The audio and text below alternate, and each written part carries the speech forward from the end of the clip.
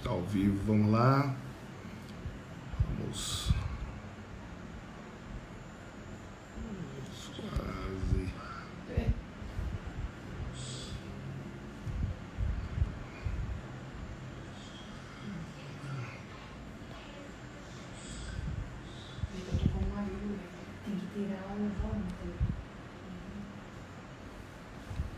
O pessoal está começando a entrar devagarzinho. Vamos começar daqui a pouco. Mais uma live que nós vamos fazer.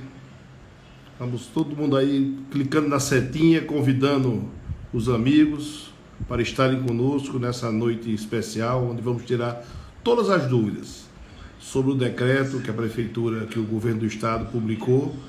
Então nós vamos aqui discutir hoje, debater, entender, porque começa amanhã, dá início amanhã, então a gente tem que estar com conhecimento adequado para poder transitar, né? Transitar em João Pessoa sem maiores dificuldades. Então essa noite nós vamos estar aqui com o Dr. Edgleiton, advogado, membro da Comissão de Justiça Criminal da OAB, e vamos aqui daqui a pouco chamar ele já está aqui conosco, daqui a pouco eu vou convidá-lo para entrar aqui na nossa sala e começarmos a conversar. Vou só convidar mais algumas pessoas aqui, pedir que cada um pudesse também fazer os seus convites.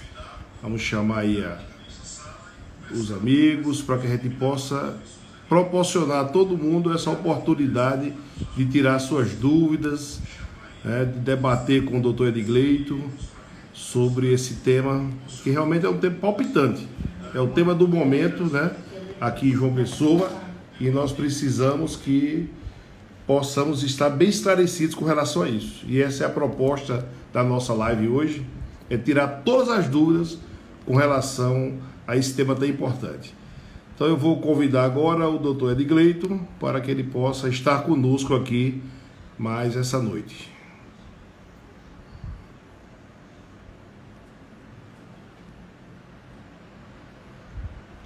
Localizando aqui.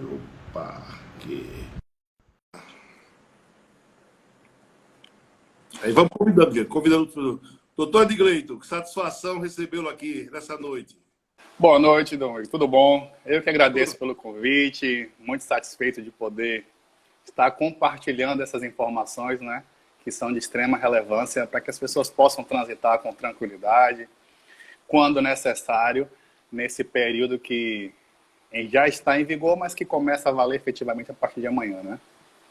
Pois é, Edgleiton. Só para a gente começar o nosso bate-papo, né, eu já anunciei que você era advogado, eu queria que você falasse quem é Edgleiton. Eu sou uma pessoa tranquila, calma, né? Sou um baiano que mora na Paraíba já há uns 7 anos, mais ou menos. Gosto muito de João Pessoa, né? Sou encantado por essa terra, mas mantenho muitas minhas origens da Bahia. Sou graduado também em administração, tenho algumas especializações em outras áreas, em marketing jurídico como um todo. Sou graduado em Direito, especialista em Direito Penal, Processo Penal e Preços Criminais. Faço parte aí da Comissão de Justiça Criminal da OAB. Milito de forma mais incisiva na área criminal. Também tenho conhecimento na área previdenciária e em outras áreas. E a gente está sempre à disposição para compartilhar informações e trazer aí o máximo de conteúdo possível para aqueles que nos acompanham. Coisa boa. Então vamos começar a explorar aqui o seu conhecimento. Eu tenho tido muitas perguntas durante essa semana, né? Amigos mandam mensagem, amigos gravam, telefonam, perguntando o que é que vai acontecer em João Pessoa a partir dessa quinta-feira. Tá uma balbúrdia, né, de indefinições, de entendimento. Eu acho que o poder público errou um pouco na informação, da maneira de divulgar, de melhor esclarecer a população. Então, por isso que eu decidi fazer essa live e convidá-lo, para que a gente pudesse aqui bater um papo, né, com o nosso público e conversar, explicar detalhadamente e responder perguntas que já estão, por sinal, chegando, para que a gente possa realmente esclarecer melhor. Para começar, independente do que vai acontecer amanhã, eu queria que você nos explicasse o que é um lockdown. Você foi muito assertivo quando você pontuou essa questão das autoridades, né? não decretarem de forma explícita, né? No próprio decreto, eles concedem como um isolamento social mais rígido. Traduzindo, o lockdown é um isolamento social mais rígido, né? Então, o que foi feito foi um lockdown. Porque a partir do momento que você cria barreiras para entrar e sair das cidades, para se locomover nas ruas, onde você limita alguns acessos na cidade, você impõe um lockdown. É um termo que é oriundo do inglês, né? Não é um termo português. Contudo, ele se refere exatamente a isso, a conseguir... como é que eu posso dizer? Conseguir controlar o acesso de veículos, controlar o acesso de pessoas, determinar o dever que as pessoas tenham de ficar em casa, né?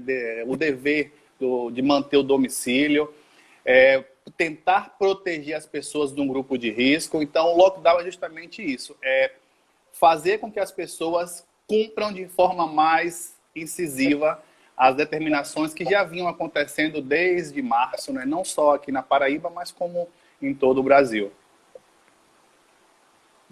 Então, pelo seu entendimento, esse pensamento jurídico, nós iniciamos amanhã um lockdown. Mesmo que as autoridades tentem negar, que não sei o motivo para negar isso, né? Mas nós viveremos a partir de amanhã um lockdown na nossa João Pessoa e Grande João Pessoa.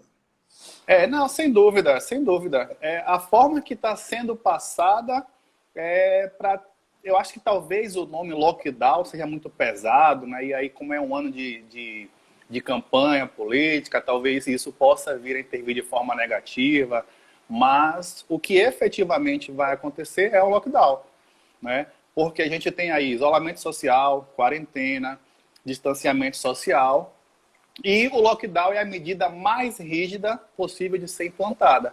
E eu não consigo enxergar algo mais rígido de se implantar nessas cidades do que criar barreiras nos acessos das cidades, criar barreiras entre as ruas, entre as principais vias. Então, partindo desse princípio, é mais do que claro e óbvio e inequívoco que nós estamos diante de um lockdown, né? Nomeado aí como um isolamento social mais rígido, né? Se a gente for fazer um comparativo, é a mesma coisa. Para a gente depois, vamos entrar nas perguntas que já nos chegaram mais cedo, que estão chegando agora, mas eu gostaria que você falasse um pouco sobre o decreto. Eu sei que você leu, estudou, você já fez até no seu perfil, né, uma explicação sobre o decreto. Então, para todos que estão aqui, dá uma explicada o que foi esse decreto, quais são as verdadeiras limitações desse decreto e o que é permitido.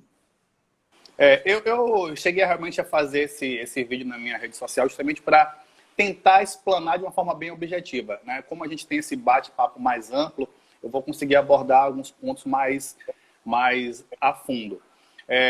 O decreto 4.289/20, que é instituído, foi feito no dia 30 de maio, que entrou em vigor a partir do dia 1º. Tá? Então, do dia 1º ao dia 14 de junho, nós estamos aí diante dessas medidas mais rígidas. E para que as pessoas, né, para que a população possa começar a se adequar e começar a se acostumar com esses novos dias que estão vindo pela frente, o governo, como também a prefeitura, instituiu aí 3 dias com viés mais educativo. Então, na segunda, na terça e no dia de hoje, foram dias educativos, em que essas barreiras sanitárias teriam aí a intenção de orientar, de informar, de trazer para a população uma informação de como é que elas poderão transitar quando for necessário esse trânsito. E a partir disso, foi instituído algumas formas de se locomover. Tá? Por quê? O lockdown, ele não pode especificamente proibir você de transitar, né? Porque aí ele estaria aí... Existe um questionamento jurídico muito grande se o lockdown ele fere diretamente o direito de ir e vir, né? E aí a gente entra numa esfera jurídica mais ampla, que eu vou falar de forma superficial, mas o direito de ir e vir, eu entendo que ele não está afetado porque a gente traz aí um conflito de direitos. O direito à vida, não é? O direito à saúde, que é um direito coletivo, e o direito de ir e vir é um direito particular. Então, quando a gente parte para um confronto de direitos entre o público, né, o coletivo, e o privado, o coletivo deve prevalecer. E aí tem a questão da vida ser o direito mais importante, diria que é o mais importante, frente ao direito de ir e vir. Então, a gente acaba sendo permitido que se instaure esse tipo de recomendação, que seria o lockdown. Então, como é que as pessoas poderão transitar? Né? Existem serviços hoje que são essenciais, né? Tanto por decreto, como também de decreto federal, estadual, municipal, já existem serviços e atividades que são essenciais. Dentre elas, né, supermercado, farmácia, clínica. Um ponto importante, o cuidador, né, aquela pessoa que trabalha cuidando de um idoso, ele é uma pessoa que tem um serviço essencial. Né? O idoso não pode ficar sem esse serviço. Então, como é que essas pessoas vão transitar? Existe uma declaração, uma autodeclaração, que elas vão poder preencher, é bem tranquila, bem fácil. Essa autodeclaração está transitando aí pelo WhatsApp, então as pessoas que já têm acesso, quem não tiver acesso, pode me pedir que eu envio tranquilamente, para que você possa fazer a declaração e dizer para onde você vai e de onde você vem. Não é? Porque esse trânsito ele pode acontecer desde que seja justificado. Então, se eu estou indo para uma consulta médica, é uma situação justificada? É uma situação essencial e indispensável? Também é. Então, eu posso ir e vir. Não é? Se eu trabalho no hospital, no HU, eu vou conseguir transitar? Vou. Como é que eu vou comprovar isso? Com o meu crachá, com uma declaração. Então, eu vou conseguir ter esse trânsito. Não vou ter nenhum problema em fazer esse acesso às vias, como também aos serviços que são essenciais. Né? Então, em resumo, é basicamente isso. Como é que eu vou conseguir transitar? Tendo esse documento, tendo essa autodeclaração e trabalhando ou prestando algum serviço essencial. E, para isso, pode ser transitado em qualquer momento. Entrar e sair. Né? As pessoas questionam muito. Eu moro em Santa Rita e eu trabalho em João Pessoa. São duas cidades que estão, né, também abarcadas pelo decreto. Como é que eu vou entrar e sair? Se eu moro em Santa Rita e trabalho em João Pessoa, eu vou conseguir entrar e sair. Por quê? Porque eu tenho a minha declaração do que o meu serviço ele é essencial e que está funcionando, e eu tenho meu comprovante de residência que comprova que eu moro na cidade de Santa Rita. Então, eu vou conseguir entrar e sair sem nenhum problema, como também transitar nas vias de João Pessoa que me levem até o meu trabalho ou o serviço que eu venha prestar. Entendi. Tem uma pergunta aqui agora com relação aos supermercados, os grandes magazines, né? Então, você mora no Valentina, mas você tem o cartão do Extra, e você, ou do Carrefour, né? Então, me parece que hoje as autoridades colocaram que o ideal seria incentivar a comprar no bairro, mas aí essa situação, ele tem o cartão do Extra, ele só pode comprar nesse cartão. Como é que fica isso aí? Não, o acesso dele vai estar garantido, né? Porque o poder público ele não pode lhe obrigar a comprar só no seu bairro, porque a condição financeira de cada um ela é peculiar de cada um. Então, se porventura eu só tenho o meu cartão é do supermercado X e fica na BR, eu tenho que sair dos bancários para a BR, eu vou deslocar até lá porque eu estou indo fazer compra. Eu faço a minha autodeclaração, né, onde eu afirmo que vou estar indo e vindo. Aquilo é um documento oficial, não é um documento que tende a trazer uma verdade absoluta e por isso eu vou conseguir ter esse acesso. Tem a data, você vai especificar o que você vai fazer, então não tem problema, tá? Às vezes as pessoas têm essa dúvida, mas eu só vou poder fazer compra no próprio bairro que eu moro? Não. O ideal é que faça, né? Isso é o ideal, é o recomendado. Porém, se você não tem condição e tem que ir para comprar no mercado X porque o seu cartão é de lá, então você vai poder fazer isso tranquilamente. Nós temos mais uma pergunta aqui, com relação às barreiras sanitárias. A pessoa pergunta se elas podem acontecer em BRs. A BR foi uma pergunta bem interessante, porque a BR ela é uma jurisdição de competência federal, não é? Então, se ela é uma competência federal, quem pode fazer barreiras ali é a Polícia Rodoviária Federal. A Polícia Rodoviária Federal está subordinada ao governo federal. E como o governo federal não decretou, não teria problema. Tanto que nas BRs não tem. Quais são as barreiras sanitárias que são feitas? São nos acessos da cidade. Tá? Então, se você for Santa Rita, você não vai ter a barreira na BR. Você tem entrando na cidade, que é onde a prefeitura e o governo pode atuar e pode fazer essas barreiras sanitárias. Edgley, nós podemos chamar também essas barreiras de contenção, elas são também barreiras sanitárias, ou barreiras sanitárias é aquela onde eles estão fazendo a sanitização do veículo, fazendo a temperatura, a medida, né? Que, especialmente a gente viajando, como ali em Mamanguape, tem essas barreiras sanitárias que dão um banho completo, né, no veículo, a gente desce os vidros, eles lavam as mãos com álcool e fazem a medida da temperatura, né? E agora essas não fazem isso, elas apenas vão pedir documento. Então, como fica isso? Qual é o nome dado a essa barreira? Eu compreendo que uma barreira sanitária ela deveria ter o objetivo específico de controlar o acesso das pessoas que possivelmente possam estar infectadas com o Covid.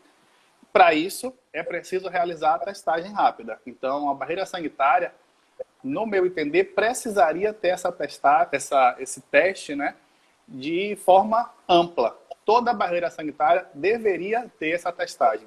Todo mundo que passasse deveria ser testado. E aí eu trago um exemplo de Salvador.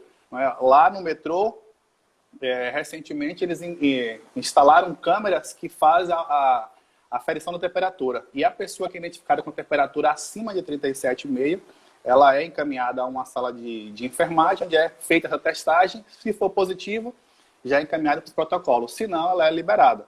Então, a barreira sanitária, ao meu ver, para ela ser efetiva, ela deveria ter isso, né? Toda essa higienização do veículo, juntamente a orientação e principalmente a testagem. Que hoje é o grande problema para se ter um número real, é saber quantas pessoas realmente são infectadas. E para isso precisa testar. E a barreira sanitária seria o ponto principal para fazer isso. Outra pergunta interessante, que essa eu já ouvi até outras vezes, antes até de ser anunciado. É o caso onde, especialmente na área de saúde, né, onde familiares vão deixar o enfermeiro, o médico, o plantonista, quem for, para trabalhar. Só que tem que voltar, né? E na volta encontra barreiras também, né? Então, qual seria o documento hábil? Porque você vai, geralmente, aquela pessoa que vai para o hospital tem um crachá, né? Então, ela tem o crachá, só que ela leva o crachá dela, né? Uhum. Então, essa pessoa, ela faria o quê? Uma declaração? Qual documento para que ela possa voltar para casa e depois ir buscar? Exatamente isso. Ela vai fazer essa declaração, que é a autodeclaração, onde ela vai especificar, lá tem o campo, onde ela vai colocar: estou me deslocando daqui até tal local, levando a minha esposa, ela é enfermeira de tal local, assim, assim, assado, trabalha no serviço essencial, e ela vai conseguir se deslocar. Lembrando que essa informação é uma informação que deve ser verídica, né? Então, se as pessoas começarem a criar essa autodeclaração para transitar e forem pegas como uma fraude, elas podem ser penalizadas com certeza. Exatamente. Até que. Agora, esse é uma questão bem de legalidade, né? A pessoa pode autodeclarar, isso está, né, explícito no código, né? Mas a questão é como você fala realmente, você não pode agir de má fé. Porque se coincidentemente pegar alguém ali que vai fiscalizar e vai verificar, né, a validade daquilo, então, muito cuidado para você não pensar: não, eu faço aqui de punho a declaração, que pode ser de punho, pode ser no computador, mas muito cuidado, né? Não vá fazer essa declaração apenas, né, para correr esse risco, não é isso, Rodrigo? Perfeito, perfeito. Essa declaração ela tem que ser baseada em fatos reais. Até porque, se você mente, você pode estar, né, possível de ser imputado em sanções penais. Aí começam algumas perguntas sobre o que pode funcionar. Depósito de material de construção, ele pode funcionar mediante esse novo decreto? Esse novo decreto, ele não regulamenta o que pode ou não funcionar, né? Ele ratifica decretos anteriores, onde já foi instituído o que poderia funcionar ou não, o que é tido como serviço essencial. O depósito de material de construção, ele já foi tido como essencial e que poderia funcionar em decretos anteriores. Então, ele não houve essa alteração, ele pode continuar assim. Tem alguém perguntando assim: quando você fala em testagem, seria o teste rápido ou a temperatura? Não, o teste rápido. A testagem para identificar se a pessoa tem Covid ou não. Temperatura não é testagem, porque você está só aferindo a temperatura. E ele vai lhe dizer se tem indício ou não. Porque quando você faz uma testagem rápida, você vai conseguir identificar quem possivelmente tem o vírus, mesmo se ele tem a temperatura com 36,5, por exemplo, né? Então, o ideal é que se faça o teste rápido mesmo, não apenas com a temperatura. Entendi. Porque só o teste, a temperatura, ela vai lhe dar um caminho, mas, inclusive, a gente está com um problema muito sério, Edgley, que é um momento, né, de mudança de clima, um momento de muita gripe, né? Então, as pessoas podem aferir uma temperatura um pouco mais alta e não ser o Covid. Né? Então, realmente, só a testagem é quem pode, né, identificar isso. Profissionais liberais, munidos de declaração, eles estão aptos a passar pelas barreiras? A gente parte daquele princípio. Profissional liberal, o serviço dele é essencial? Ele é tido como serviço essencial? Qual é esse profissional liberal? Corretor de imóvel, por exemplo? Não. O corretor de imóvel não tem como serviço essencial. Ele não poderia transitar. O advogado, ele pode transitar? Pode, porque a advocacia já foi tida como serviço essencial. Então, ele teria esse acesso. Mas o corretor de imóveis não teria esse acesso por não ter sido declarado como um serviço essencial. Então, as pessoas precisam entender... Mas só uma ressalva. Ele não poderia transitar de forma indiscriminada, né? Mas se ele precisar ter acesso a alguma situação essencial, ele vai poder transitar, tá? Porque, assim, o que precisa ficar claro? Qualquer cidadão, ele pode ir ao supermercado ou realizar a aquisição de algum serviço essencial, independente da atividade profissional dele. Isso aí é indiscriminado. Se ele vai até uma farmácia, uma clínica, um supermercado, não tem problema. Autodeclaração, vai poder ir e voltar. Agora, para exercer a atividade profissional, ele precisa ter ou exercer alguma atividade essencial, para que ele possa, com essa atividade essencial, dizer, não, eu estou indo para o meu escritório, eu estou indo para a empresa, eu estou indo para um cliente específico que precisou do meu atendimento. Ou seja, as pessoas têm que entender que precisa haver esse cruzamento dos decretos, né? Que esse decreto ele libera a passagem das barreiras às atividades essenciais. Então tem que buscar no outro o que foi designado como atividade especial, para que só assim você tenha sorte. Não é isso? Perfeito. Ele não veio, esse novo não veio fecha tudo e está tudo fechado, né? Talvez por isso é que eles não estejam tendo como um lockdown, né? Mas o que já estava funcionando permaneceu, contudo, com essas restrições. Perfeito. O Edgley, também está muita dúvida com relação, e eu acho até a maneira como foi o poder público colocou, foi um pouco agressivo, um pouco agressivo, acho que o termo é esse, foi com relação à apreensão dos veículos. Então, tem muitas pessoas nos perguntando como é que fica, por exemplo, o veículo final 2, 3 e 4, que já... Mas ele pagou o documento, ele pagou o seu IPVA, ele pagou a taxa do Detran, pagou o seguro, mas o Detran está fechado para pegar o documento, né? Então, como é que fica o trânsito desses veículos? Quando você faz o pagamento do seu IPVA, você vai ter o seu comprovante, e esse comprovante ele tem validade por 30 dias. Então, se você pagou hoje, né, ou pagou ontem, ou na sexta-feira passada, você vai poder ter até o final do mês para transitar só com o comprovante. Então, não terá problema. Com relação ao IPVA, né, tem se questionado muito isso, né, tanto o governo como a prefeitura em si, essas barreiras têm sido para fiscalizar mais veículos do que efetivamente para ação sanitária, né, se realmente essas barreiras vão ter mais a questão para apreender veículo, arrecadar recursos ou para ter ação sanitária. O que se sabe hoje? Se o veículo estiver transitando com o licenciamento atrasado, ele tende a ficar retido, né? Isso é fato. Mas se eu fiz o pagamento do meu licenciamento, do meu IPVA, tenho um comprovante de que eu fiz esse pagamento, é de bom senso que ele não vai ficar retido, até porque se estiver nesse prazo, né? Você não vai ter feito o pagamento final de março e até hoje você não pegou o documento. Então você foi negligente, por isso tende a não poder rodar com o seu veículo, porque ele estaria irregular sem o documento de liberação. Agora é importante também, aproveitando para esclarecer as pessoas, que o Detran da Paraíba ele já está com o documento digital. Então, o que é que eles estão pedindo? Que você faça o pagamento, entra em contato lá pelo site do Detran, faz um agendamento, e eles vão mandar um código para você, e você baixa a CDT, que é um app, CDT, Carteira Digital de Trânsito, E aí, esse documento, ele vem digitalmente, com toda a legalidade, né, que a legislação permite hoje. Então, coincidentemente, foi um assunto que eu tratei hoje. Eu vi hoje o gerente de informática do Detran e ele apelando às pessoas que, devido a essa dificuldade toda, eles possam fazer isso, né? Então, final de placa 4, tem até o final de junho placada, é isso, João? Exatamente. O calendário não mudou, não é isso, Tony Gleide? O calendário, Exatamente. né, de 1, 2, 3 até 0, ele não mudou, ele é o mesmo, né? E o que o Tony Gleide fala é que realmente, se você está atrasado de verdade, 2019, 2018, aí sim, aí foi uma negligência de você não ter emplacado aquele outro ano e vai ficar difícil realmente você poder agora. Um dos caminhos é esse, é pagar pela internet, que você pode emitir a sua guia de IPVA, guia de seguro, guia de Detran, paga e faz esse contato com o Detran e tem a sua carteira digital. Tem uma pergunta aqui que eu achei bastante interessante.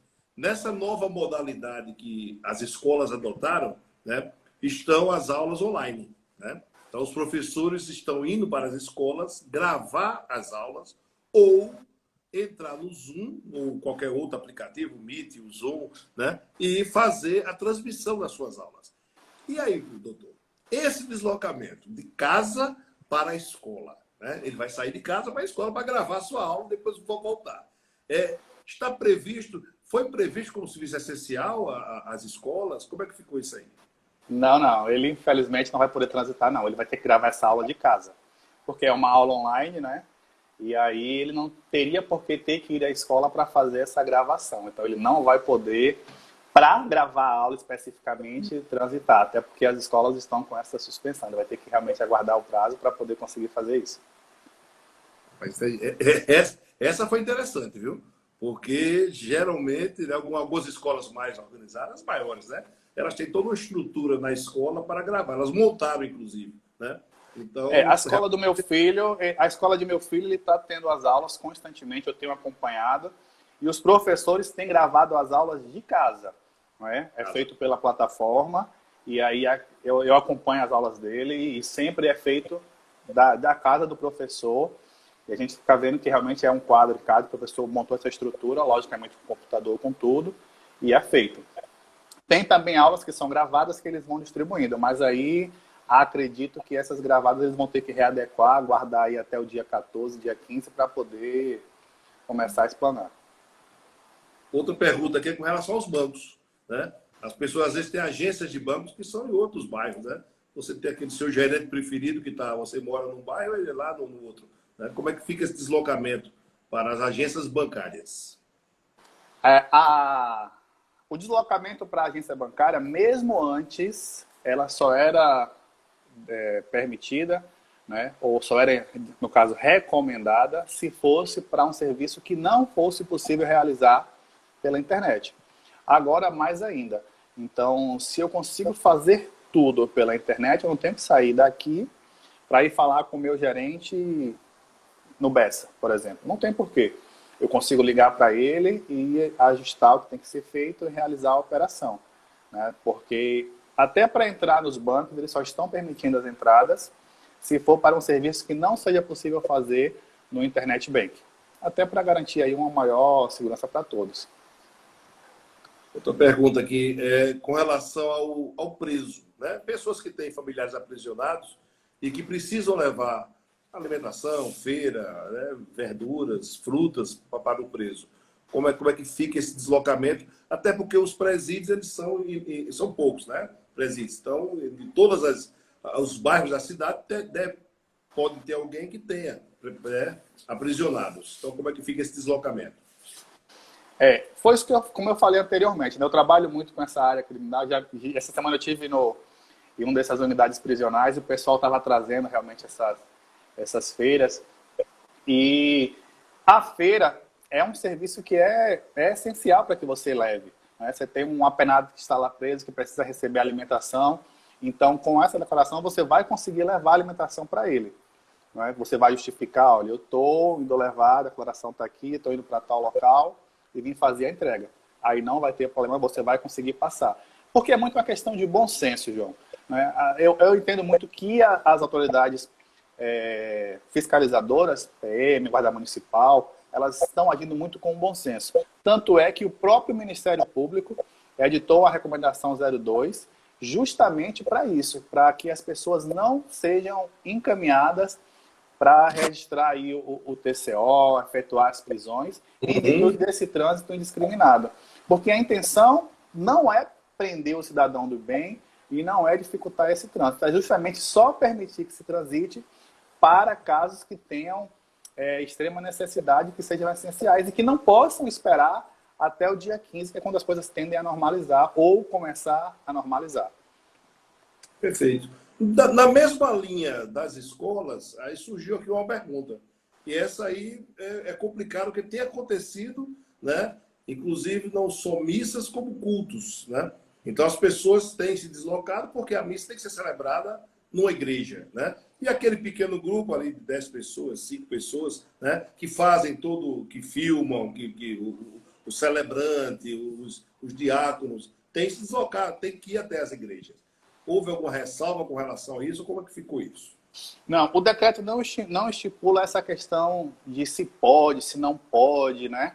Mas o que não pode é ter essa aglomeração de pessoas. O pastor ele vai conseguir gravar essa missa, vai depender muito de onde ele está, para onde ele vai, o que ele vai justificar, porque efetivamente o fato de celebrar não seria um serviço essencial. Ele poderia celebrar da casa dele, logicamente que não vai ter a mesma estrutura do que uma igreja, mas é um momento que precisa ter muita cautela, ter muita participação com essa medida para que ela seja efetiva. Então, às vezes o que a gente percebe muito é a intenção de, não, eu preciso transitar, eu tenho que ir, eu tenho que vir. A gente não estamos em um momento normal, estamos em um momento que precisa ser resguardado, que precisamos realmente nos recolher ao seu domicílio e sair num caso de extrema necessidade. Até porque é uma situação transitória, ela vai até o dia 14, então acredito que uma semana, talvez 10 dias, não seja aí uma situação tão ruim que não se possa esperar. As pessoas precisam entender que também tem que dar sua parcela, né, de contribuição, mesmo avaliando que a gente acredita que os governos erraram muito, não agiram na hora certa, mas se é o que temos para o momento, eu acho que precisamos realmente, Edgar, dar nossa parcela de contribuição e procurar entender. E você está corretíssimo. Eu acho que vai depender muito do bom senso das barreiras e das pessoas que vão passar pelas barreiras, né? Eu acho que aqui é o momento de uma grande concordância, né? Para que a gente possa convergir para o melhor para todos, né? Eu acho que ninguém está vendo o mal de ninguém, né? A barreira está cumprindo a sua missão, né? E a gente está querendo realmente transitar, mas tem que transitar com segurança, realmente naquilo que é necessário. Uma pessoa que pediu, para você repetir um pouquinho, falar sobre a questão do IPVA. Acho que alguém entrou, você estava falando ainda sobre o IPVA, aquele que você voltasse a falar. Só o IPVA atrasado, para transitar. O IPVA, você pode efetuar o pagamento dele, não é? E ter 30 dias para receber o documento. Então, se você está com o seu IPVA atrasado e você faz o pagamento hoje, com o seu comprovante de pagamento, você vai conseguir transitar aí até o dia 3 de julho, que é um prazo que é para que você receba esse documento ou em casa ou pegando no próprio Detran, ou como você falou, João, pelo sistema, que é mais prático, que é uma questão digital, que vai acelerar todos esses processos. Então, a questão principal é, eu estou com o meu documento atrasado, eu consigo fazer o pagamento e com esse comprovante eu consigo transitar de forma normal. Se eu ainda não venceu o IPVA, o licenciamento, eu vou conseguir transitar da mesma forma. Agora, se está atrasado há 2, 3 anos, realmente você só vai conseguir se você efetuar o pagamento. Também aproveitando, já que pediu para repetir, só explicando a questão que eu estava vendo hoje, o gerente de informática do Detran, dizer que todo documento de porte obrigatório, que é o CRLV, você hoje pode pagar, emite a sua guia, vai lá, paga o IPVA, paga o seguro, paga as taxas do Detran, multa se tiver, e aí você vai entrar no site do Detran e eles vão mandar para o seu e-mail o código. Através desse código, você vai baixar o app CDT, Carteira Digital de Trânsito, e lá nesse app você vai colocar esse código e vai gerar o documento digital. e a partir de agora, esse documento digital ele tem toda a legalidade por lei. Então, a partir de agora, você pode transitar com o documento digital. Então, assim, teoricamente, ele não tem mais desculpa, né? Porque até isso Perfeito. você faz, os bancos estão abertos para você pagar, tem como emitir as guias, e aí você vai poder ter o seu documento digital, como ter a carteira digital, né? A gente está num meio digital muito forte agora, né? Tudo está sendo feito pela internet, os pagamentos são feitos pela internet, os comprovantes geram, os documentos são emitidos por lá, e você pode fazer essa comprovação mesmo com o meio digital. Eu acho que a pandemia, né, nesse ponto da tecnologia, ao encerrar o pós-pandemia, nós estamos no caminho sem volta, né, que é o caminho da automatização, da informatização. Eu acho que esses processos que estão indo para o meio digital, dificilmente eles voltarão, né, para o meio físico. Dificilmente. Né? Com plena convicta certeza. A gente vive uma realidade hoje, por exemplo, das autoescolas. Né? Os centros de formação de condutores vão ter agora aulas online. Né? Você imagina, Adriano, às vezes eu comparo, às vezes não é nem tanta Paraíba, que João Pessoa é pequenininha, mas São Paulo. São Paulo, para o cidadão sair da sua casa para ter uma aula na autoescola, aula teórica, eu falo teórica, né? É um transtorno quando hoje você tem o EAD, a aula online, que você faz o facial, reconhece que é você, se chega alguém perto de você, o sistema indica. Então a segurança é muito grande, eu acho até maior, né, do que você estar numa sala sem estar assistindo nada. Então você acha que essa realidade vem com muita força para mudar. É verdade, é verdade. As empresas estão descobrindo um caminho, um facilitador, né, que por um certo ponto é ruim, né, porque quanto mais essa tecnologia abarca as empresas, os meios de comunicação, né, os serviços, as pessoas precisam se qualificar cada vez mais para atender essa nova demanda, que é uma demanda que começa a surgir e que a gente ainda não tem tantos profissionais gabaritados e preparados para assumir essas funções. Exatamente. A pessoa está apenas insistindo, né, no caso dos profissionais que não têm estrutura em casa, dos professores, né, que não têm estrutura em casa, não tem um computador com condições de gravar. Né? Como é que eles vão fazer? Vão autodeclarar? Como vai ser isso? A gente parte para um outro ponto aí, que foi com relação à medida provisória, salvo engano, 927, ou foi a anterior, com relação aos trabalhos remotos. Né? Então, se eu pego os meus funcionários e eu coloco ele para fazer uma operação de teletrabalho ou de home office, a empresa precisa fornecer condição para que ele efetue o trabalho da mesma forma em casa.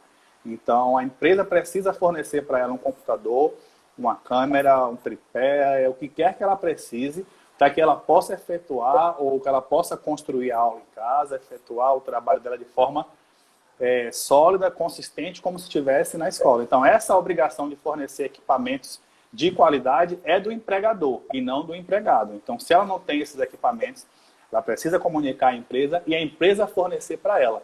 Porque ela não é ela que não está indo trabalhar. Quem gerou essa restrição foi o Estado e forneceu possibilidades, para que o empregador facilite para o empregado. Então, é mais uma questão aí de ajuste entre empresa e empregado. Perfeito. Eu tenho uma pessoa aqui lembrando a questão da orientação do CONTRAN. Eu posso até falar sobre isso. É a deliberação 85/2020 do CONTRAN, que suspendeu todos os prazos, né, especialmente da carteira de habilitação. Então, todas as carteiras vencidas no dia 19/2, né, que fazem 30 dias em 19/3, elas estão com o prazo suspenso. Então, você só terá que renovar, né, após a pandemia, quando eles fizeram uma nova mudança nessa legislação. Então, realmente, isso aqui isso ainda está em vigor, está. Tá? É a resolução do CONTRAN, que é nova, inclusive, né? E está em vigor. Não é isso, Rodrigo? Perfeito, perfeito. Essa resolução entrou em vigor 19 de março, salvo engano, como você bem comentou e falou, são 30 dias, né? Então eles estipularam aí um lapso a partir de 19 de fevereiro, todas que estiverem vencidas, você pode transitar aí com elas até que se restabeleça a ordem e possa ser renovada de forma habitual. Perfeito. Uma pergunta que interessante.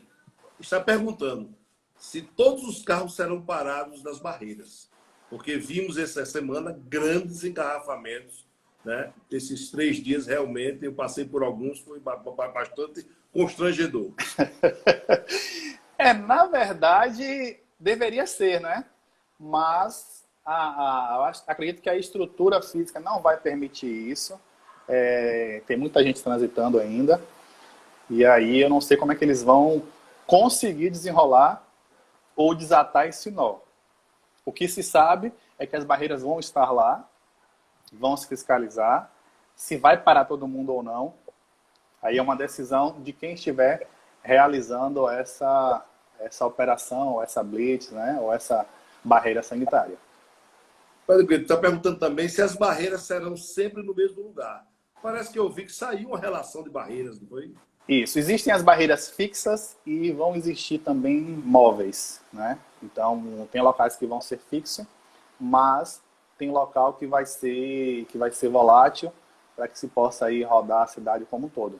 E aí eu volto naquele ponto que eu ressaltei anteriormente. A importância de fazer as testagens das pessoas. Porque se eu tenho uma situação volante, eu vou conseguir abarcar um número maior de pessoas que passaram pelo teste, vou conseguir ter um número mais preciso de contaminados ou de que estão infectados, né? E com isso, ações mais assertivas do governo do estado no combate ao Covid, que hoje a gente percebe que é totalmente perdidos, né? E não querendo entrar muito nessa área política aí, porque gera muito...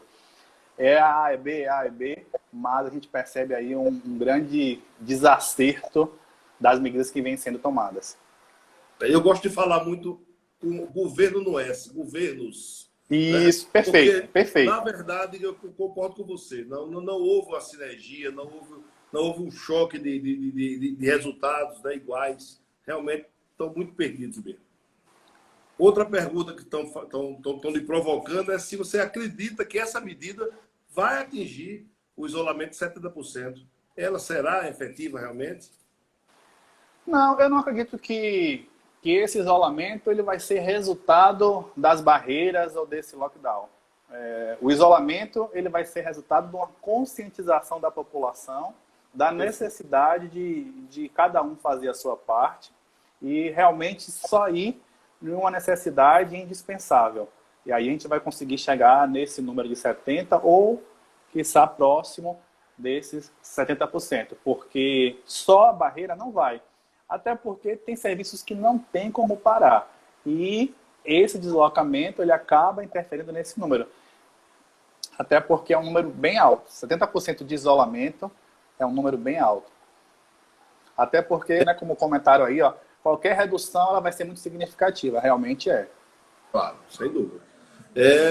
Tem uma pergunta aqui que eu vou responder. No caso dos veículos conduzidos por outra pessoa, como fazer se não tem o documento impresso? Vou dar uma notícia muito boa para vocês. É uma coisa que eu achei fantástico.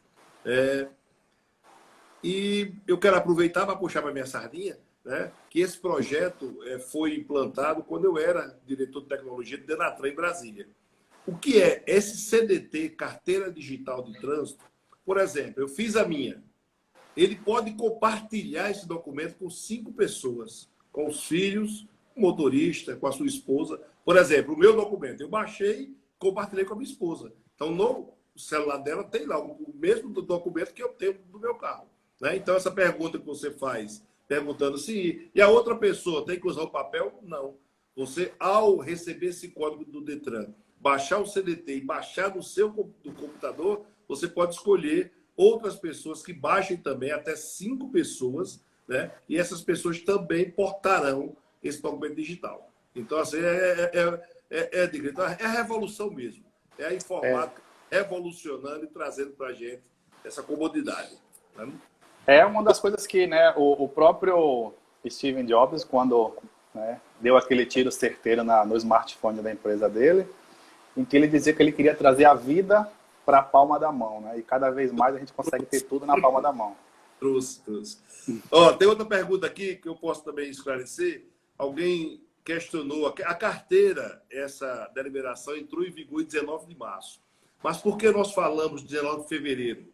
Porque, pelo código, a carteira só vence 30 dias depois. Né? Então, se ela estabeleceu 19 de março, então toda aquela que venceu em 19 de fevereiro 19 de março são 30 dias. Então, atinge esse universo. Tá? Então, quando nós falamos 19 de fevereiro, mesmo a legislação ser 19 de março, mas quem venceu 30 dias antes, aplica 19 de março. Não é isso, Gui? Exatamente. A legislação ela entra em vigor 19 de março. Então, o que ela diz? A partir do dia de hoje, as carteiras que forem vencidas ou vincendas, né, que já tiveram sido vencidas, elas estarão suspensas para renovação até que se volte ao normal. Porém, o CTB ele estipula que a carteira tem o vencimento dela e permite que o seu usuário utilize e transite por mais 30 dias após o vencimento. Então, se eu tenho essa permissão para rodar durante 30 dias, ela venceu 19, seria 19 de março. Então, eu entro justamente nessa lacuna de poder transitar até que volte ao normal. Por isso que a gente tem que puxar aí para 19 de fevereiro para dar esse prazo aí. Exatamente. Então, uma pergunta interessante, que a CBTU, não é muito dentro do decreto não, mas a pergunta é, a CBTU paralisou as atividades. Dificultou muito o deslocamento dos profissionais de serviços essenciais. Aí eles perguntam, como eles podem ser atendidos para se deslocar? Não, a CBTU era para continuar transitando. O decreto não fala na suspensão da CBTU em si agora. Não é? O decreto que poderia vir a suspender isso deveria ter sido um decreto anterior com relação à suspensão do transporte coletivo, porque tinha aglomeração. Então, se ele não suspendeu desde aquela época, eu não entendo que era para suspender só agora. Porque nesse decreto de agora, ele não define que os trens deveriam ter sido suspensos. Eu também não entendi o porquê que suspenderam, não. Não sei se por um comum acordo aí entre as cidades e a concessão, e por isso que suspenderam. E o interessante é que esse acordo entre as cidades foi um pouquinho depois. Achei estranho, realmente pararam muito antes. Quando pararam os ônibus, perdeu, parou, estranho. Os horários das barreiras, eles permanecem os mesmos? Não, as que forem fixas, né, vão permanecer, e como eu falei, as que forem voláteis, vamos dizer assim, elas não terão horários fixos. Então ela pode acontecer 10, 9, 12, 15, vai depender de uma programação do órgão fiscalizador que a gente não tem esse acesso. Né? A gente sabe que elas vão existir e que tendem algumas a serem fixas. Perfeito. Uma pergunta aqui que vai dentro do que nós estávamos discutindo é se você acha que a CNH, o documento, irá ficar apenas digital. Eu queria ajudar nessa resposta. Eu acredito que sim. Eu acredito que daqui a pouco o papel ele vai ser opcional, né? Você vai ficar com tudo digital e vai ser ao contrário de hoje. Hoje o digital ele vinha opcional, você podia escolher ficar digital. Eu acho que até com esse advento da pandemia, né, e como nós só podemos ter o digital, eu acho que naturalmente, até por causa de custos, né, tem um processo desse que eu estou falando para você, que eu mando um código para o seu e-mail, você gera uma carteira, ele tem custo zero. Né? Uma carteira de habilitação, com todos os seus cuidados que você tem que ter ali, de papel moeda, de segurança, é caríssimo. Né? Então, acho que naturalmente, você concorda comigo, Adilei? Concordo perfeitamente. O caminho é esse mesmo. Porque nessa carteira digital vai constar a numeração dela, e quando tiver em uma situação de blitz, da mesma forma que a gente tem o acesso digital, a autoridade que estiver realizando essa blitz ou essa abordagem vai ter um meio de consultá-la, que já existe hoje, na verdade, né? Então, com isso, você vai conseguir informar, ele vai consultar e vai saber se realmente você é habilitado, se não, se está suspenso, se não está, ou o que quer que seja. Tem uma pergunta aqui que eu até mesmo queria fazer, achei interessante. A declaração, ela vai ficar retida na barreira ou você apenas apresenta e fica com ela no carro? Essa declaração, ela tem data, você precisa estipular a data, o horário que você vai fazer. Então, você vai apresentar e vai andar com ela. Né? Você vai ter uma declaração que você vai preencher a ela à mão e você vai datar e vai estipular o que você vai fazer. Então, eu não posso ir no médico e voltar e passar o dia transitando em João Pessoa. Né? Então, se eu vou lá dizer, estou indo para uma consulta no HNSS, no hospital que tem ali, que eu não sei, não me lembro agora a sigla, mas estou indo para uma consulta lá, 10 horas da manhã. Ponto. Eu vou estar 5 da tarde transitando com essa declaração, ela não tem validade. É uma questão muito de bom senso. Eu volto a dizer, tem que existir bom senso das pessoas que estão precisando sair, né, para transitar, e dos órgãos fiscalizadores. Os órgãos, eu acredito muito que estão tendo, né, e aí a gente retorna naquela questão da própria recomendação do Ministério Público para que se evite essa prisão, que se recomenda que não faça essa prisão, justamente para evitar todo esse transtorno, já que a barreira não é com a intenção de prender o cidadão, que quer que seja, mas apenas garantir essa segurança para todos. Perfeito. Então, perguntando agora como é que ficou a situação dos Uber. O Uber, ele não é o decreto, ele até no, deixa eu pegar ele aqui, que eu estava até vendo isso mais cedo. No artigo 5º, deixa eu ver se eu acho ele aqui, meu Deus.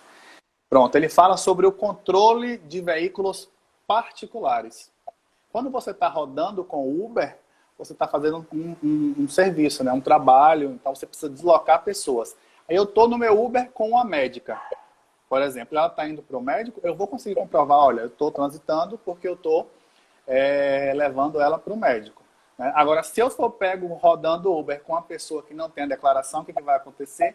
Vão ser os dois autuados e os dois vão ter esses problemas aí com relação às blitz. Porque a intenção é você transitar para serviços essenciais. Então, tem que ter muito discernimento do próprio motorista do aplicativo para que ele consiga fazer as corridas com pessoas que realmente possam estar se deslocando e não simplesmente com o intuito de ganhar o dinheiro, porque eu sou Uber, estou liberado. Não é bem por aí. Perfeito. Então pedi você repetir um pouquinho, Edgley, com relação ao seu pensamento sobre as aulas remotas que os professores vão gravar na escola. Você já falou sobre isso. Não é nem um pensamento meio específico, tá? É o seguinte, foi definido isso, tá? Até por medida provisória, com relação a essa questão do teletrabalho, do home office. Né? Isso já vem instituído, que as empresas podem, por liberalidade dela mesma, instituir ao funcionário o trabalho em home office. Para que eu faça isso, eu preciso fornecer condições para que o meu funcionário realize o trabalho em casa. Eu não posso, por exemplo, eu tenho o meu escritório, eu tenho mais 3 advogados que trabalham comigo. Eu vou dizer, olha, eu trabalho agora em home office. Eles não têm computador. De quem é a obrigação de fornecer para eles um computador? É minha, que eu sou o empregador. Então, a empresa, a escola que porventura quer fazer as aulas remotas, ela precisa fornecer equipamentos e condições suficientes para o professor realizar essas aulas com qualidade, com segurança e com conforto. Perfeito. As barreiras acontecem em um determinado horário. Aí, qual é a pergunta que a pessoa está fazendo aqui? Mas quem garante que no horário que não tem barreira, não vai aumentar, né, o acesso, o fluxo de veículos? Essa garantia ela tem que ser dada por cada cidadão. Né? Quando eu volto naquele ponto que a gente precisa ter consciência da situação. Porque cada um precisa fazer a sua parte. Se eu sei que, por exemplo, eu quero ir no comércio, eu vou fazer o que na rua se o comércio todo está fechado? É desnecessário. Eu acho que a pessoa que precisa ir para a rua, ela realmente precisa ir para fazer alguma coisa que é indispensável e que é essencial. E aí, ela tem que ter muita cautela. Eu não posso estar indo no supermercado comprar um biscoito, agora volto, depois eu vou comprar um café, volto, depois eu vou comprar 1 quilo de açúcar, volto. Não. Tenho que fazer algumas compras aqui, eu compro tudo e trago. Para evitar esse trânsito, né? As pessoas têm que ter muita consciência da situação. Concordando ou não, né, com o lockdown, as pessoas precisam ter consciência de que é o que está instituído hoje. E a gente precisa fornecer condições para que ele passe logo e que ele seja efetivo. Ele vai ser ou não? Ninguém pode garantir isso. Ninguém tem condição de garantir que ele vai ser efetivo ou não. Até porque ele ainda não findou. Né? Então a gente precisa fazê-lo para que ele possa terminar e acontecer de forma consistente e com resultado satisfatório. Perfeito. Eu estava vendo aqui, enquanto você falava, um debate aqui sobre a questão da digital, e eu vou colocar a minha opinião como especialista. Eu não consigo ver, e nós já falamos isso aqui, né? Tanto eu como o doutor Edgley, que não é um caminho sem volta. Né? O mundo digital é um caminho sem volta. Então, obviamente, é natural que essa geração que está chegando hoje, ela é bem mais familiarizada com o celular do que com a carteira no bolso, né? Ela é bem mais familiarizada com o celular do que com aquele documento, o CRLV que você anda com ele, né? Então, é natural que a opção pela carteira digital ela comece agora a ser inverso.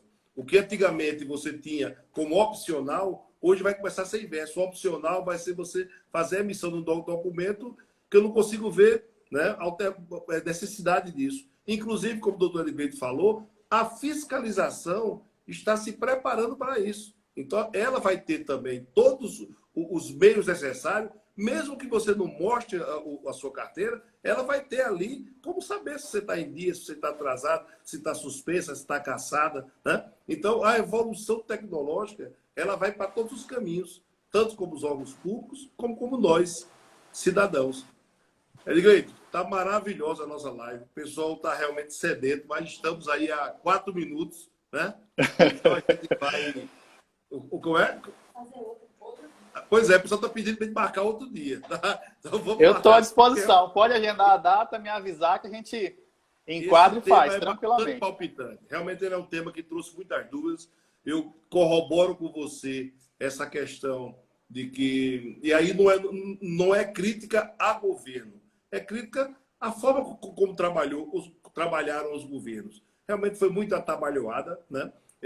Isso aqui, que começa amanhã, era para ter um nível maior de explicação, era para ter ocupado toda a rede aí de televisão, ter dado mais esclarecimento. A sociedade está preocupada, está sem entender o que vai fazer a partir de amanhã e pedir a Deus que realmente os transtornos sejam os mínimos possíveis.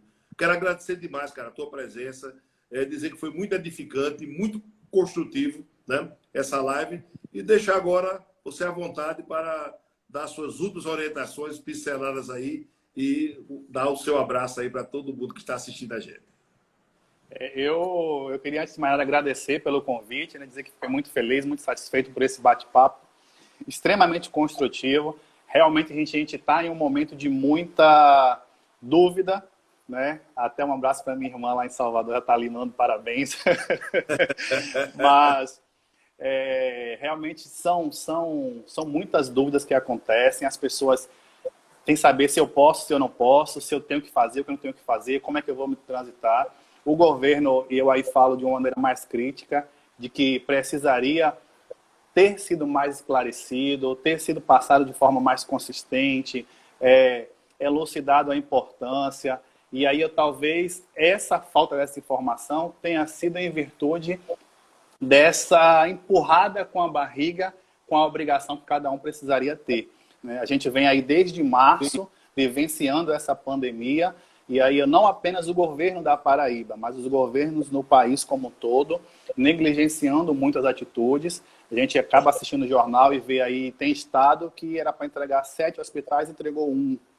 Né? Então, isso tudo impacta no resultado final, que seria justamente essa população com uma estrutura adequada para conseguir combater esse vírus, que infelizmente é um vírus e todo mundo sabe que muita gente será contaminada.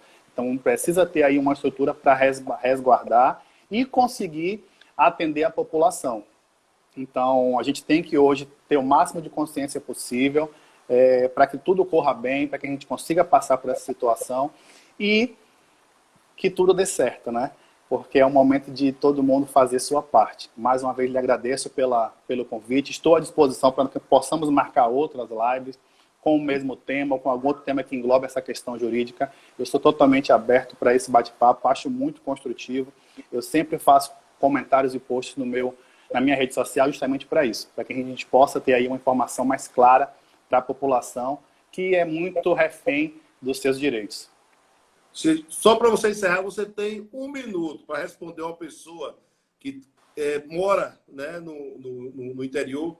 Então, como é que faz o deslocamento para as pessoas saírem daqui para o sítio, saírem daqui para as fazendas? Com o comprovante de residência. É o que comprova que ele tem uma residência e que ele precisa ir e vir. Né? Se eu tenho uma fazenda em Santa Rita, eu comprovo que eu tenho uma residência lá e eu preciso estar lá. Né? E aí eu tenho esse acesso, porque o sítio, como ele é fora da zona urbana, eu preciso vir e voltar para serviços essenciais, então eu vou ter esse acesso de ir e vir tranquilamente. Tudo precisa ser comprovado. simples, prático e objetivo. Agradecendo a você, eu quero convidar todos vocês. Amanhã à noite, às 20 horas, estaremos conversando com o doutor Ítalo Kumamoto sobre o Covid. Obrigado e uma boa noite a todos. Obrigado, Edgleiton. Boa noite, meu amigo. Um abraço, hein?